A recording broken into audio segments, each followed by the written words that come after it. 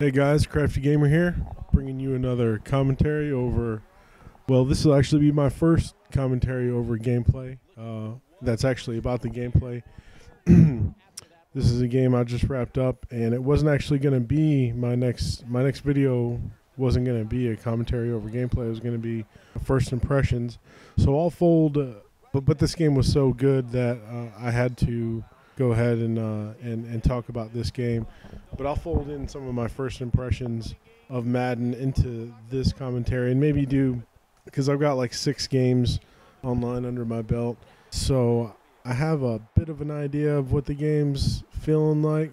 Overall, I would say if you're on the fence about buying this game because of whatever the case may be, if you don't think that it made a big enough jump year over year, or if you're not sure if the physics engine is gonna be a nice addition to the game because it's the first iteration of it, I would say you need to go ahead and get this game. I'm having a lot of fun.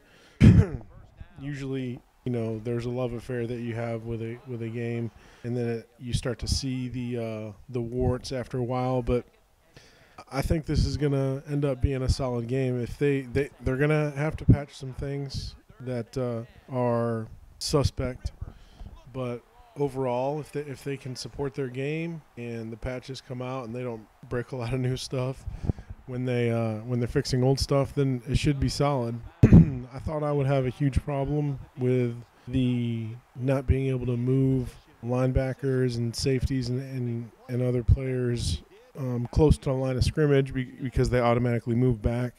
I felt like that would really hinder some of the creativity that I would have as far as being able to put heat.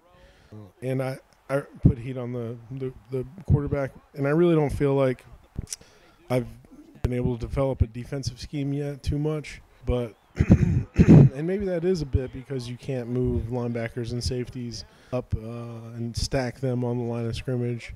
That was their fix for people being able to create nanos and what have you. And the jury's kind of still out on how I feel about that being their approach to fixing it.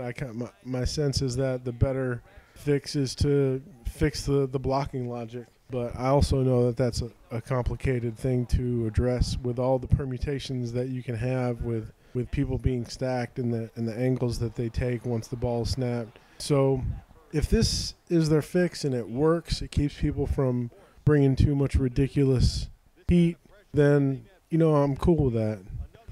For what it's worth. But it's not, like I said, it's not bothering me too much. I thought it would be a big deal. And what I didn't understand about it totally was I thought if you move them, left or right, that they would move back to their default spot. But it's just when you move them over the. Oh, look at this guy. This is where the BS really started in this game. It's a good play.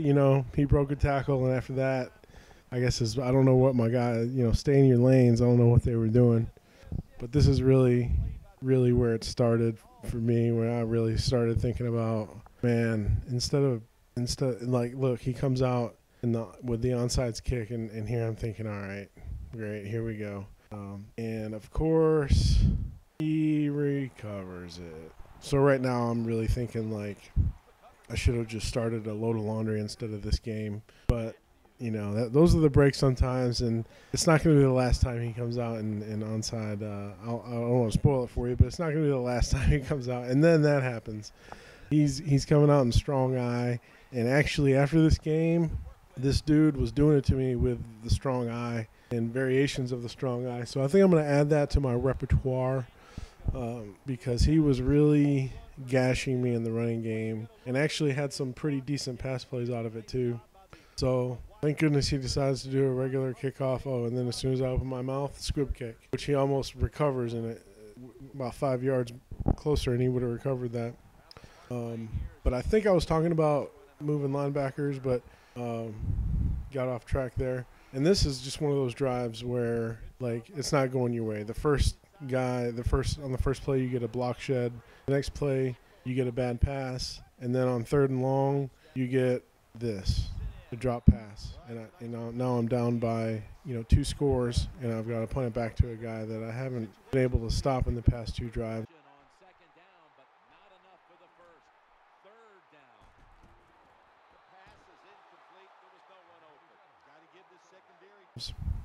So I'm really thinking about, like, right now, maybe I should have started laundry, or I got to take out the garbage, or all the things I should have did besides starting this game up. But he's going to make some tactical mistakes here that I'm sure if he had time to review the tape afterwards, he would have done things differently. Here he is. He's in. I think that's an I-form look. This guy had a pretty good offensive scheme. I was having a tough time finding a defense that could match up. When a guy can run and pass, those are the hardest folks to beat. And I think if he would have thrown more curls, then he really would have. I wouldn't have had a chance. But because I was just backing my corners up most of the game because I was afraid of streaks, and he burned me on a few streaks, and that's why I began backing him off. But he just kept running streaks. It's like that's how you beat someone, is you make them adjust to what you're doing, and then you make further adjustments. And he never started throwing those curls. He did a few times, but not quite enough. And this was his tactical mistake here. He went for it on 4th down, just playing stupid, field position decisions, and he got caught. So I was frustrated to see him going for it on 4th down because I didn't think I was going to get the stop. But then when I got the stop, I was pretty excited.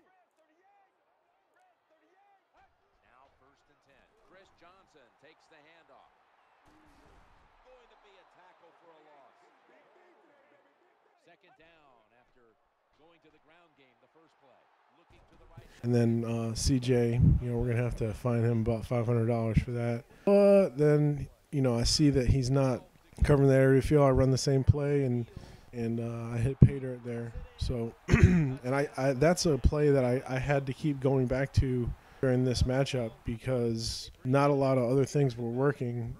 That play and another play out of single back bunch were plays that really saved me from getting my tuchus handed to me. I'm trying not to cuss. I know there's youngsters out there, impressionable youngsters out there watching this. Hopefully you guys get some tips. And here's another tactical mistake. Went for it on 4th down and just didn't get it. And that was another case where I was just like, come on, really, dude?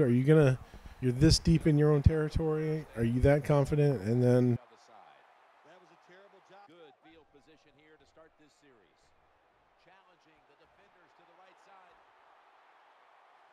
I score in the very next play. So take the lead back, and now I'm not regretting so much not starting that load of laundry. And then and now I'm thinking about doing laundry again. So back to my first impressions. So on defense, I really haven't been able to figure out what kind of look. Right now, I mean, it really feels like man defense is the only thing that you can reliably run and get some consistent results with. I'm getting a lot of picks running man defense, and the only time I get some decent results running zone or when I'm just not playing, when the person I'm playing is not that good. So man defense seems to be a little OP, if you will, but not necessarily OP, but it's the only thing that works. I think zones are just still too easy to exploit the weakness, and that was good piece of tackling. Well, it's a nice throw and catch by the quarter. 2 yards here on 3rd down after that pass play. He'll fire it out to the left. Interception by Eric Weddle. That'll stop the play. It was just a bad pass. I should have passed leaded to the right, and I would have had a touchdown, but I passed led up, and I ended up getting a pick, and that was a zone look right there that I think I was going up against. And this is a rage moment for me right here. Like, this put me on tilt pretty hard. I backed my guys up. I was in cover 2, and the safety bit on for some reason, something coming over the middle, the free safety or strong safety on the defensive left side bit on something, and like the cornerback just got burned, and then he just because he knows I'm on tilt and I'm probably like kicking my dog, he takes advantage of the situation and runs a fake field goal, which, hey, I mean, I got to give it to him. That's a good move on his part to take advantage of what he felt was a situation he could take advantage of. So head into halftime, down by 12, not feeling too happy, and then he comes out in the second half and runs an onside kick, and it was to the point where I was still on tilt so hard that I didn't even realize it, to the point where I didn't adjust to the onside return, and luckily my guy picked it up, and that is a recurring theme. The rest of the times he runs the onside kick, I don't have time to adjust, so he gives up the good field position for me. Some corners are going to meet the receivers right on the line of scrimmage. He's looking to the right here on this throw. And I'm trying to take advantage.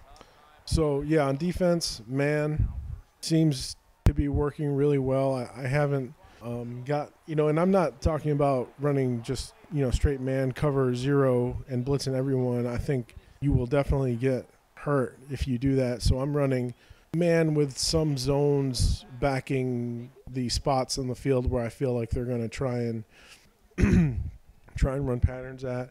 But I'm not really, and this is me going forward on 4th down here because I feel like I need more in the field goal. And what? They said I didn't get it. So I challenged.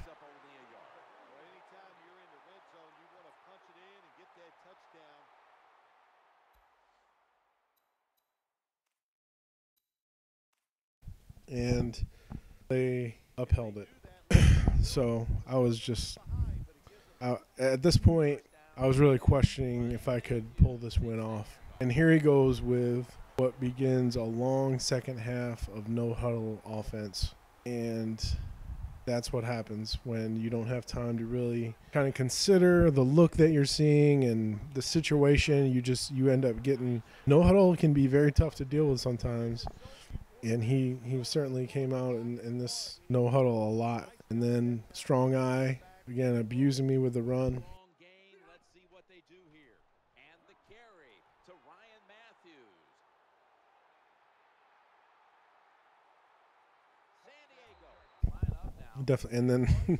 And then the onsides. You gotta love that he's such a winner for doing this. Tony Campbell, or I think that's his name, Tony Campbell. I mean, I wonder if it's, when you come out and onside recover, I just wonder if it's better not to. I don't know. So I come out in this run formation because I feel like I'm down by such a huge margin. He's just going to be playing pass heavy, like a defense that's set up for the pass. So I'm going to come out and do the opposite, and he just doesn't make an adjustment. So I just keep running in this formation. Another carry here, and that's again inside the red zone. This is a 5-step drop back. Looking for an open receiver on the right. Thrown. And then I try to catch him when I think he's going to adjust. And I actually could have probably hit that fade route, but it would have been tough, a tough fit. And then I end up scoring anyways. So got to go for 2 to get this down to because he ran that fake field goal or fake extra point. I got it with the same exact play, same exact pattern. And then the first play he comes out, hits me with a huge run. So I'm having, I don't know what my defense is all about, but I definitely am there's gonna be some shootouts. I think in general it's just gonna be tough to stop people because there's just so many weaknesses in man, but man is still the best defense. So on offense, I feel like the passing game is like NCAA. It's very solid. Oh my goodness, he didn't go for it on 4th down. He took his points, which was the smart move. Now he's up by 14. Wait, now he's up by 14. Yeah. So it's 5 minutes left in the 4th quarter. and I haven't really been able to stop him from putting points on the board in quite some time when he's had the ball. So I'm thinking, all right, no more of this power running. I gotta put some points up quick. So I start passing, and this is, like I said, this is that play I had to keep going back to. This Johnson streaking down the middle of the defense.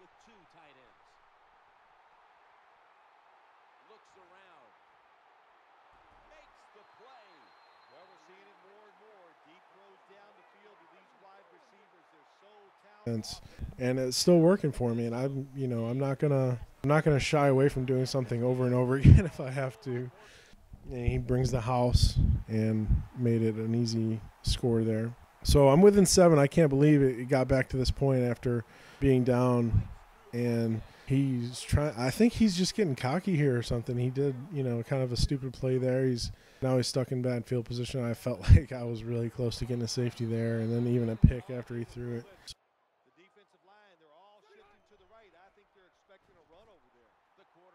So I kind of feel like I'm getting some momentum here, and playing some decent some bend but don't break, and then of course he'll come out and gash me whenever I feel like I'm making some. And I had the perfect defensive call there. I had that guy in a buzz zone, and he still hit me with the curl for the first down, and then he hits me with Antonio Gates. I didn't have anyone in coverage on him, and then he breaks my ankles there. And I don't know what his guard was doing when his pulling guard just abandoned the the assignment there. And what is he doing here? Dropping back 50 yards. I felt like that should have been a pick. Someone should have got that.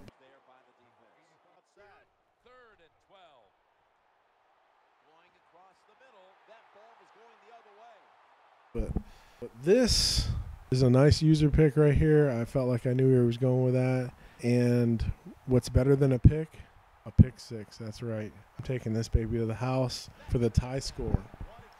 So this is really where I'm feeling like my momentum's kicking in, and I feel like I held him to the field goal on the drive before this one, and then got a pick six on this one. So I feel like he's probably thinking he should have started some laundry before playing this game now. So I'm feeling pretty good.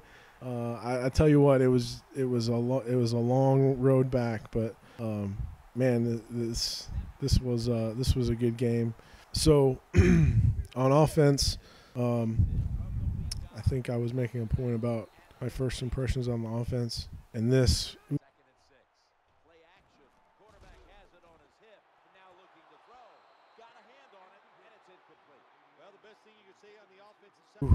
Man, that was a great swat.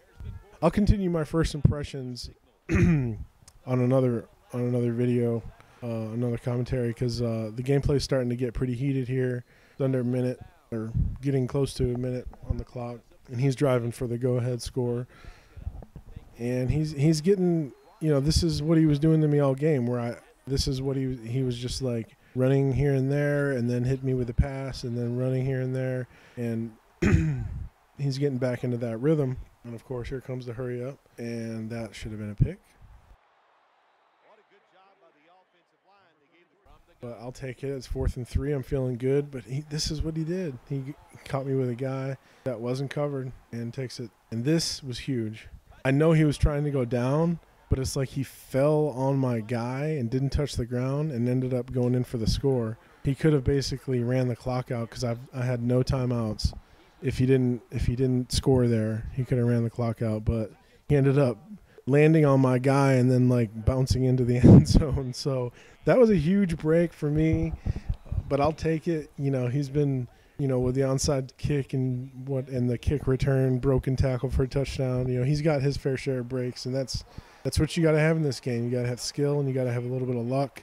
And I tested his user right there, and he didn't come through. Actually, his user defense was pretty bad. There's no doubt about it. When you score like that to tie up the game, there was a couple times where I threw right at him, and he just totally screwed it up. And here you can see I'm thinking like, should I go for 2? But I made the smart move. I think I tied the game up, ready to take it to overtime. Of course, the game before this, I went to overtime as well, and I felt like it's just the smart move to go to OT. There's just too many things that can go wrong when you're trying to gain 3 yards in the red zone like that. And then Winding down. Interception. booyah. You get the pick. And I was just amazed that he made that throw and allowed me this chance to basically win the game. I've got no timeouts, 8 seconds. So I'm not going to risk it trying to run a play. I'm just going to go ahead and go for the field goal. And Be a long field goal attempt. this is probably like my 3rd field goal online. And you can see I tore it up. I hit it about 90% and off to the right. And it hit the upright. So at this point, I'm doing like a jig in my man cave because I can't believe that I screwed that kick up so bad and it still went in from 53 yards. So here I'm just like after that I'm just gonna squib it, hope the clock runs out. He breaks some tackles and it does, and that was ball game. That was the Music City Miracle all over again, I think, because that was a pretty improbable comeback. So I hope you guys enjoyed watching that as much as I enjoyed playing it.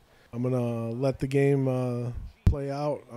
There's actually gonna be a few highlights from the last 2 plays at the end there, so you guys can stay tuned and see how close that field goal was and how clutch that pick was.